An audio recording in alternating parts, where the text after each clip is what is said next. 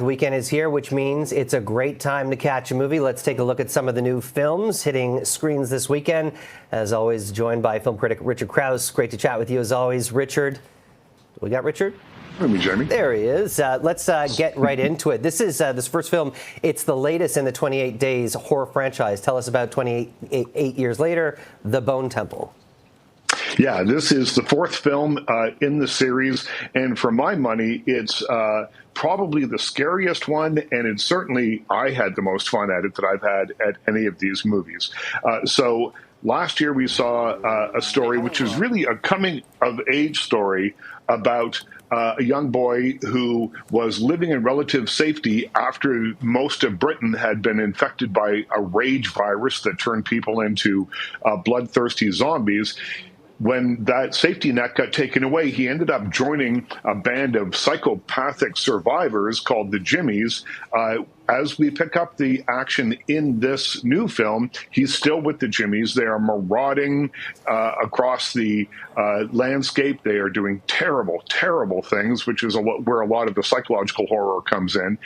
On the other extreme, you have Ralph Fiennes, the great Ralph Fiennes, as a doctor who is trying to find the humanity that might be locked inside some of these infected people. And of course, those two paths are going to converge at a certain point during the film. What you have here is a movie that is about the moral complexity of life when everything has been turned upside down.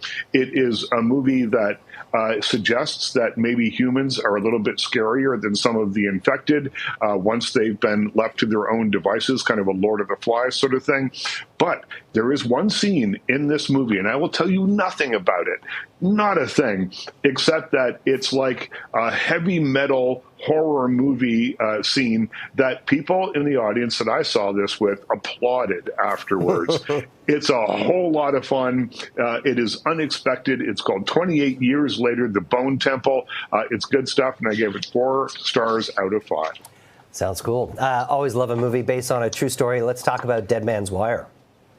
Yeah, this is Bill Skarsgård as a man in 1970s Indiana who borrowed a bunch of money from a bank and then decided that the bank, or felt that the bank, was using the money improperly, making his business doomed to fail. And so he decides to get revenge on the people that are running the bank, and he attaches what's called the dead man's wire to one of the managers. It's a wire attached to a shotgun. If the guy twitches or moves, it's going to blow his head off. While he negotiates, that's what's happening in the background. This reminded me of the 1970s kind of crime dramas like Dog Day Afternoon and that sort of thing that has a real kind of grittiness to it, but they're all about desperation. They're all about someone pushed to the limit by a big institution. And that is, I think, something that makes this really effective. That and a really charismatic performance from Bill Skarsgård here. So I gave Dead Man's Wire the coveted 4 out of 5 stars.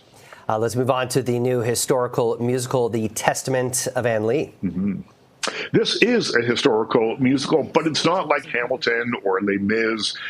This is its own beast. Amanda Seyfried stars as Anne Lee, the title character, who in the 15th or the 18th century, rather, becomes the founder of the Shaker religious movement, and that was characterized by a long list of tenets that these people had to live by, but also by this shaking dance, and we'll see some of it in the clips here, that was meant to shake off sin.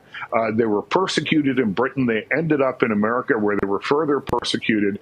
But the interesting thing about this is that it doesn't feel like a Broadway musical because they've used a lot of the original Shaker hymns. They've been reorchestrated and changed a little bit for the film as the soundtrack here. So you do have musical numbers, but it's not the kind of thing where suddenly somebody bursts into flame and it bursts into song, and all of a sudden they're moving the story forward that way. The music here is all about religious, joyful bliss, and it's really quite something. I gave it 3.5 stars out of 5, called The Testament of Anne Lee, and it's in theaters right now. All right, we got about 40 seconds left for Charlie the Wonderdog, starring an actor whose voice is probably very appropriate for this character.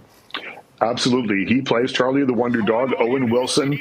He's got that great voice, and he's voicing a dog that's abducted by aliens, comes back to Earth with superpowers, and tries to stop the cat from next door from taking over the world. This is about as simple as it gets. It's really aimed at 6 to 10-year-olds who I think will probably get a kick out of it, but there is nothing much here for parents. Often in animated films, there's a little something, they throw a bone to the parents. Here, the only bones that are being thrown are at Charlie the Wonder Dog. So I gave it 3 stars out of 5, and it's in theaters right now. Thanks so much, Rich. As always, have a great weekend.